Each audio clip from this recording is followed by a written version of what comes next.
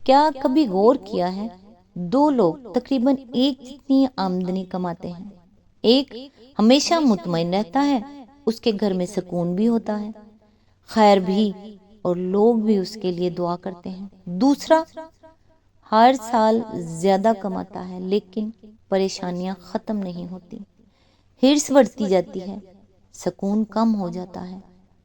آخر ایسا کیوں؟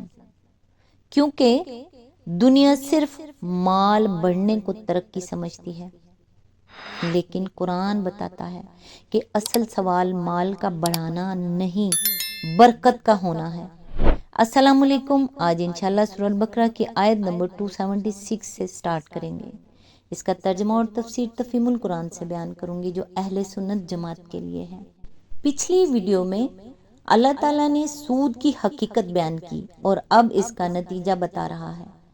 یہ آیت ایک ایسا اصول بیان کرتی ہے جو صرف معیشت نہیں، پوری زندگی بدل سکتا ہے۔ تو آئیے سٹارٹ کرتے ہیں۔ اعوذ باللہ من الشیطان الرجیم، بسم اللہ الرحمن الرحیم۔ اللہ سود کو مٹا دیتا ہے اور صدقات کو نشو و نما دیتا ہے، اور اللہ کسی ناشکرے بد عمل انسان کو پسند نہیں کرتا۔ اس کی تفسیر ہے، اس آیت میں ایک ایسی صداقت بیان کی گئی ہے جو اخلاقی اور روحانی حیثیت سے بھی سراسر حق ہے اور معاشی اور تمدنی حیثیت سے بھی۔ اگرچہ بظاہر سود سے دولت بڑھتی نظر آتی ہے اور صدقات سے گھٹتی ہوئی محسوس ہوتی ہے، لیکن در حقیقت معاملہ اس کے برعکس ہے۔ خدا کا قانون فطرت یہی ہے کہ سود اخلاقی اور روحانی اور معاشی اور تمدنی ترقی میں نہ صرف مانع ہوتا ہے بلکہ تنزل کا ذریعہ بنتا ہے، اور اس کے برعکس صدقات سے، جن میں قرض حسنہ بھی شامل ہے، اخلاق و روحانیت اور تمدن و معیشت ہر چیز کو نشو و نما نصیب ہوتا ہے۔ اخلاق و روحانی حیثیت سے دیکھیے تو یہ بات بالکل واضح ہے کہ سود دراصل خود غرضی، بخل، تنگ دلی اور سنگ دلی جیسی صفات کا نتیجہ ہے، اور وہ انہی صفات کو انسان میں نشو و نما بھی دیتا ہے۔ اس کے برعکس صدقات نتیجہ ہے فیاضی، ہمدردی، فراخ دلی اور عالی ظرفی جیسے صفات کا، اور صدقات پر عمل کرتے رہنے سے یہی صفات انسان کے اندر پرورش پاتی ہیں۔ کون ہے جو اخلاقی صفات کے ان دونوں مجموعوں میں سے پہلے مجموعے کو بدترین اور دوسرے کو بہترین نہ مانتا ہو؟ تمدنی حیثیت سے دیکھیے تو بادن تعامل یہ بات ہر شخص کی سمجھ میں آ جائے گی کہ جس سوسائٹی میں افراد ایک دوسرے کے ساتھ خود غرضی کا معاملہ کریں، کوئی شخص اپنی ذاتی غرض اور اپنی ذاتی فائدے کے بغیر کسی کے کام نہ آئے، ایک آدمی کی حاجت مندی کو دوسرا آدمی اپنے لیے نفع اندوزی کا موقع سمجھے اور اس کا پورا فائدہ بھی اٹھائے، اور مالدار طبقوں میں مفاد عامت الناس کے مفاد کی زد ہو جائے، ایسی سوسائٹی کبھی مستحق نہیں ہو سکتی۔ اس کے افراد میں آپس کی محبت کے بجائے باہمی بغض اور حسد اور بے دردی و بے تعلقی نشو و نما پائے گی۔ اس کے اجزاء ہمیشہ انتشار و پراگندگی کی طرف مائل رہیں گے، اور اگر دوسرے اسباب بھی اس صورتحال کے لیے مددگار ہو جائیں تو ایسی سوسائٹی کے اجزاء کا باہم متصادم ہو جانا بھی کچھ مشکل نہیں ہے۔ اس کے برعکس جس سوسائٹی کا اجتماعی نظام آپس کی ہمدردی پر مبنی ہو، جس کے افراد ایک دوسرے کے ساتھ فیاضی کا معاملہ کریں، جس میں ہر شخص دوسرے کی حاجت کے موقع پر فراخ دلی کے ساتھ مدد کا ہاتھ بڑھائے، اور جس میں باوسیلہ لوگ بے وسیلہ لوگوں سے ہمدردانہ اعانت یا کم از کم منصفانہ تعاون کا طریقہ برتیں، ایسی سوسائٹی میں آپس کی محبت، خیر خواہی اور دلچسپی نشو و نما پائے گی۔ اس کے اجزاء ایک دوسرے کے ساتھ پیوست اور ایک دوسرے کے پشتیان ہوں گے۔ اس میں اندرونی نزاع و تصادم کو راہ پانے کا موقع نہ مل سکے گا۔ اس میں باہمی تعاون اور خیر خواہی کی وجہ سے ترقی کی رفتار پہلی قسم کی سوسائٹی کی بنسبت بہت زیادہ تیز ہوگی۔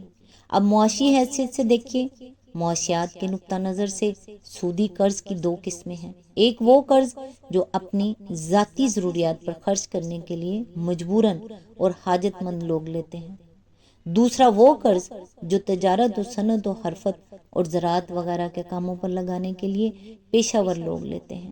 ان میں سے پہلی قسم کے قرض کو تو ایک دنیا جانتی ہے کہ اس پر سود وصولی کرنے کا طریقہ نہایت تباہ کن ہے۔ دنیا کا کوئی ملک ایسا نہیں ہے جس میں مہاجن افراد اور مہاجنی ادارے اس ذریعے سے غریب مزدوروں، کاشتکاروں اور قلیل المعاش عوام کا خون نہ چوس رہے ہوں۔ سود کی وجہ سے اس قسم کا قرض ادا کرنا ان لوگوں کے لیے سخت مشکل بلکہ بسا اوقات ناممکن ہو جاتا ہے۔ پھر ایک قرض کو ادا کرنے کے لیے وہ دوسرا اور تیسرا قرض لیتے چلے جاتے ہیں۔ اصل رقم سے کئی گنا سود دے چکنے پر بھی اصل رقم جوں کی توں باقی رہتی ہے۔ محنت پیشہ آدمی کی آمدنی کا بیشتر حصہ مہاجن لے جاتا ہے اور اس غریب کی اپنی کمائی میں سے اس کے پاس اپنا اور اپنے بچوں کا پیٹ پالنے کے لیے بھی کافی روپیہ نہیں بچتا۔ یہ چیز رفتہ رفتہ اپنے کام سے کارکنوں کی دلچسپی ختم کر دیتی ہے، کیونکہ جب ان کی محنت کا پھل دوسرا لے اڑے تو وہ کبھی دل لگا کر محنت نہیں کر سکتے۔ پھر سودی قرض کے جال میں پھنسے ہوئے لوگوں کو ہر وقت کی فکر اور پریشانی اس قدر گھلا دیتی ہے اور تنگ دستی کی وجہ سے ان کے لیے صحیح غذا اور علاج اس قدر مشکل ہو جاتا ہے کہ ان کی صحتیں کبھی درست نہیں رہ سکتی۔ اس طرح سودی قرض کا حاصل یہ ہوتا ہے کہ چند افراد تو لاکھوں آدمیوں کا خون چوس چوس کر موٹے ہوتے رہتے ہیں، مگر بحیثیت مجموعی پوری قوم کی پیدائش دولت اپنے امکانی معیار کی بنسبت بہت گھٹ جاتی ہے، اور مال کار میں خود وہ خون چوسنے والے افراد بھی اس کے نقصانات سے نہیں بچ سکتے، کیونکہ ان کی اس خود غرضی سے غریب عوام کو جو تکلیفیں پہنچتی ہیں ان کی بدولت مالدار لوگوں کے خلاف غصے اور نفرت کا ایک طوفان دلوں میں اٹھتا اور گھٹتا رہتا ہے، اور کسی انقلابی ہیجان کے موقع پر جب یہ آتش فشاں پھٹتا ہے تو ان ظالم مالداروں کو اپنے مال کے ساتھ اپنی جان اور آبرو تک سے ہاتھ دھونا پڑ جاتا ہے۔ رہا دوسری قسم کا قرض جو کاروبار میں لگانے کے لیے لیا جاتا ہے، تو اس پر ایک مقرر شرح سود کے عائد ہونے سے جو بے شمار نقصانات پہنچتے ہیں، ان میں سے چند نمایاں ترین یہ ہیں۔ نمبر 1، جو کام رائج الوقت شرح سود کے برابر نفع نہ لا سکتے ہوں، چاہے ملک اور قوم کے لیے کتنے ہی ضروری اور مفید ہوں، ان پر لگانے کے لیے روپیہ نہیں ملتا، اور ملک کے تمام مالی وسائل کا بہاؤ ایسے کاموں کی طرف ہو جاتا ہے جو بازار کی شرح سود کے برابر یا اس سے زیادہ نفع لا سکتے ہوں، چاہے اجتماعی حیثیت سے ان کی ضرورت اور ان کا فائدہ بہت کم ہو یا کچھ بھی نہ ہو۔ نمبر 2، جن کاموں کے لیے سود پر سرمایہ ملتا ہے، خواہ وہ تجارتی کام ہو یا صنعتی یا زراعتی، ان میں سے کوئی بھی ایسا نہیں ہے جس میں اس امر کی ضمانت موجود ہو کہ ہمیشہ تمام حالات میں اس کا منافع ایک مقررہ میعاد مثلاً 5، 6 یا 10% تک یا اس سے اوپر ہی رہے گا اور کبھی اس سے نیچے نہیں کرے گا۔ اس کی ضمانت ہونا تو درکنار، کسی کاروبار میں سرے سے اسی بات کی کوئی ضمانت موجود ہی نہیں ہے کہ اس میں ضرور منافع ہی ہوگا، نقصان کبھی نہ ہوگا۔ لہٰذا کسی کاروبار میں ایسے سرمایہ کا لگنا جس پر سرمایہ دار کو ایک مقرر شرح کے مطابق منافع دینے کی ضمانت دی گئی ہو، نقصان اور خطرے کے پہلوؤں سے کبھی خالی نہیں ہو سکتا۔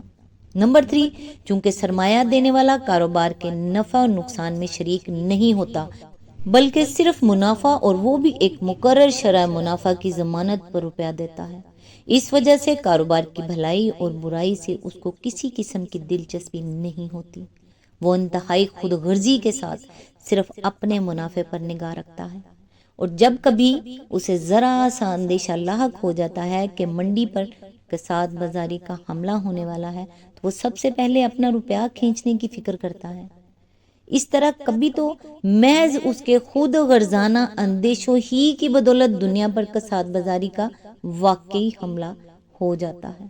اور کبھی اگر دوسرے اسباب سے کساد بازاری آ گئی ہو تو سرمایہ دار کی خود غرضی اس کو بڑھا کر انتہائی تباہ کن حد تک پہنچا دیتی ہے۔ سود کے یہ 3 نقصانات تو ایسے سری ہیں کہ کوئی شخص جو علم المعیشت سے تھوڑا سا مس بھی رکھتا ہو ان کا انکار نہیں کر سکتا۔ اس کے بعد یہ مانے بغیر کیا چارہ ہے کہ فی الواقع اللہ تعالیٰ کے قانون فطرت کی روح سے سود معاشی دولت کو بڑھاتا نہیں بلکہ گھٹاتا ہے۔ اب ایک نظر صدقات کے معاشی اثرات اور نتائج کو بھی دیکھ لیجئے۔ اگر سوسائٹی کے خوشحال افراد کا طریقہ کار یہ ہو کہ وہ اپنی حیثیت کے مطابق پوری فراخ دلی کے ساتھ اپنی اور اپنے اہل و عیال کی ضروریات خریدیں، پھر جو روپیہ ان کے پاس ان کی ضروریات سے زیادہ بچے اسے غریبوں میں بانٹ دیں تاکہ وہ بھی اپنی ضروریات خرید سکیں، پھر اس پر بھی جو روپیہ بچ جائے اسے یا تو کاروباری لوگوں کو بلا سود قرض دیں یا شرکت کے اصول پر ان کے ساتھ نفع و نقصان میں حصہ دار بن جائیں، یا حکومت کے پاس جمع کر دیں کہ وہ اجتماعی خدمات کے لیے ان کو استعمال کرے۔ تو ہر شخص تھوڑے سے غور و فکر ہی سے اندازہ کر سکتا ہے کہ ایسی سوسائٹی میں تجارت اور صنعت اور زراعت ہر چیز کو بے انتہا فروغ حاصل ہوگا، اس کے عام افراد کی خوشحالی کا معیار بلند ہوتا چلا جائے گا اور اس میں بحیثیت مجموعی دولت کی پیداوار اس سوسائٹی کی بنسبت بدرجہ زیادہ ہوگی جس کے اندر سود کا رواج ہو۔ اسی آیت کے ضمن میں آگے فرمایا، ظاہر ہے کہ سود پر روپیہ وہی شخص چلا سکتا ہے جس کو دولت کی تقسیم میں اس کی حقیقی ضرورت سے زیادہ حصہ ملا ہو۔ یہ ضرورت سے زیادہ حصہ جو ایک شخص کو ملتا ہے قرآن کے نقطہ نظر سے دراصل اللہ کا فضل ہے، اور اللہ کے فضل کا صحیح شکر یہ ہے کہ جس طرح اللہ نے اپنے بندے پر فضل فرمایا ہے اسی طرح بندہ بھی اللہ کے دوسرے بندوں پر فضل کرے۔